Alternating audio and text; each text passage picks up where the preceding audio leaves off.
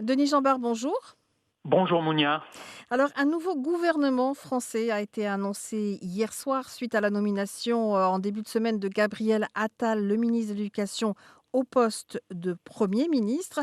Alors, Denis Jambard, vu d'ensemble, à quoi ressemble ce nouveau cabinet? Qu'est-ce qu'on peut en dire de prime abord tout de suite? Alors d'abord un gouvernement très resserré, sans doute le plus resserré de la Ve République. On verra ce qu'il y a comme secrétaire d'État, mais il n'y a que 11 ministres de plein exercice et 3 ministres délégués.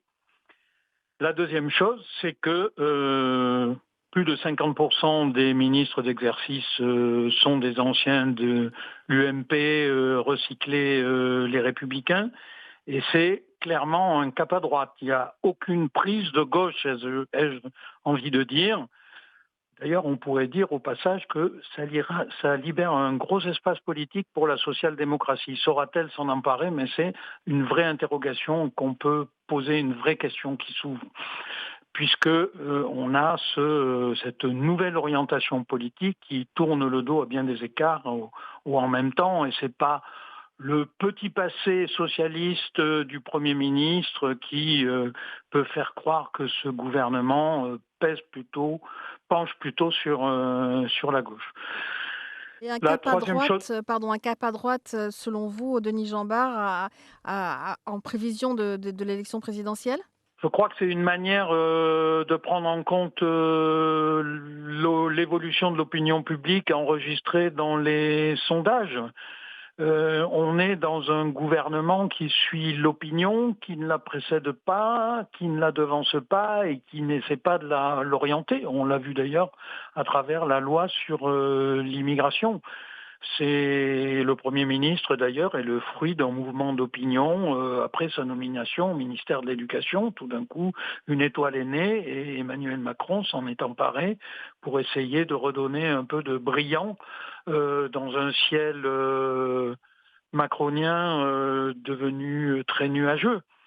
Donc voilà, c'est la prise en compte d'une dérive à droite constatée dans l'opinion par les sondeurs. Donc je pense que c'est l'essentiel de la manœuvre. Au passage, les prises de guerre, entre guillemets, comme on dit en politique, donnent l'espoir de faire exploser un peu plus les Républicains, notamment avec Madame Dati qui entre au gouvernement et Madame Vautrin, qui d'ailleurs, faut-il le dire, a failli être nommé Premier ministre en 2022 après l'élection présidentielle, puis cédant à la pression de ses conseillers, le chef de l'État avait choisi Madame Borne. Une autre chose que je voudrais rajouter, c'est que on avait quand même une première ministre femme, une ministre des Affaires étrangères femme. Donc on pouvait dire que dans les postes les plus importants du gouvernement Borne, eh bien les femmes, même s'il y avait une parité générale, occupaient des postes, deux femmes occupaient des postes très importants. Il y avait aussi la transition énergétique. Eh bien, on se rend compte qu'il y a un déséquilibre puisqu'il n'y a plus dans les ministères dits régaliens de femmes. Madame Vautrin, elle a un ministère qui pèse beaucoup avec le travail et la santé. Madame Oudéa Castéra pèse beaucoup parce qu'elle a l'éducation nationale, la jeunesse, les sports et les Jeux olympiques, enjeux majeurs. Néanmoins, ce ne sont pas les ministères traditionnels. Les femmes, elles Et sont on voit plutôt bien. ministres déléguées. Dans ce gouvernement, il y a beaucoup de femmes Voilà. ministres déléguées, Alors, il y a secrétaires 3 femmes d'État. ministres Oui, déléguées. On a l'impression que oui, c'est le dernier wagon qu'on a raccroché à la dernière heure pour mmh, pouvoir dire il y a cette femme dans ce gouvernement et cet homme. oui, Mais il y a 3 femmes qui sont ministres déléguées, c'est-à-dire sous-ministres. oui. C'est difficile de définir ce qu'est un ministre délégué. C'est un ministre qui dépend de quelqu'un. Délégué auprès de qui, d'ailleurs, ça n'a pas été précisé C'est vrai. par le secrétaire général du gouvernement. Voilà le paysage général de ce gouvernement. Alors on l'a dit, poids lourds, qui conservent leur place, Lecornu aux armées, Le Maire à l'économie, Darmanin à l'intérieur et Dupond-Moretti, qui reste garde des Sceaux, ministre, de la Justice. Et puis, vous l'avez évoqué il y a quelques instants, 2 surprises, en tout cas celle qui concerne Rachida Dati, puisqu'on ne s'attendait pas peut-être à la retrouver, l'ex, garde des Sceaux justement à la culture. Autre surprise aussi, le départ de madame Colonna des Affaires étrangères, remplacée par un jeune proche, d'Emmanuel Macron aussi, qui était le chef ou qui est encore le chef du parti, présidentiel Renaissance, Stéphane Séjourné. Oui, alors Madame Dati, c'est ce qu'on appelle un coup politique. Naturellement, ça soulève un certain nombre de questions, ça doit désorganiser beaucoup les républicains. Néanmoins, c'était la candidate affichée pour la mairie de Paris en 2026.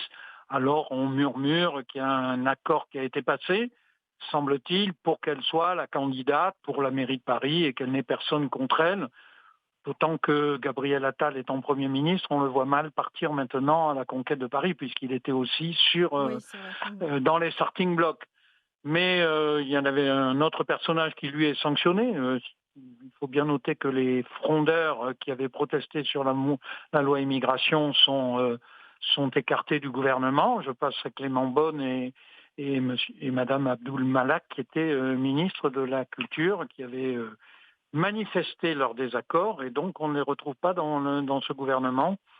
Les frondeurs sont sortis, à l'exception peut-être de Madame Retailleau, qui elle aussi avait émis des réserves et qui est maintenue à l'Éducation nationale. Après, Monsieur Séjourné, ça veut dire aussi un redéploiement politique, parce que Monsieur Séjourné, a priori, devait être la tête de liste pour les élections européennes pour le parti Renaissance, c'est-à-dire le parti présidentiel.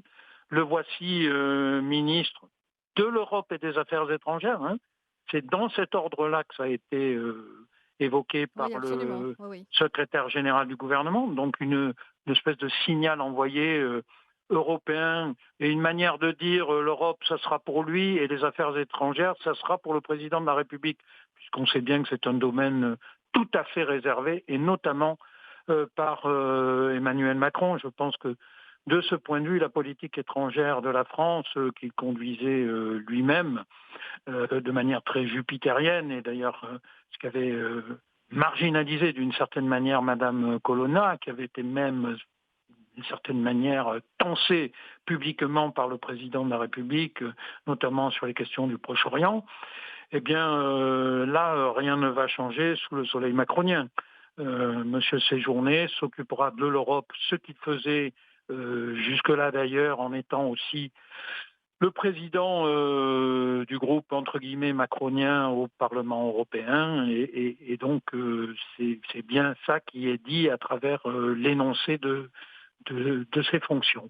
Merci beaucoup Denis Jambard d'avoir décrypté un petit peu cette, liste de nouveaux gouvernements, français, donc qui va terminer, le quinquennat, d'Emmanuel Macron. Alors Oh, prochaine ça n'est hein? pas sûr, On il n'est pas reste sûr, oui, encore c'est vrai. 4 années, vous savez, Oui, on n'est pas sûr du tout. et on n'est pas à l'abri de nos Ouais, surprises. absolument, absolument. Je me suis un peu avancée.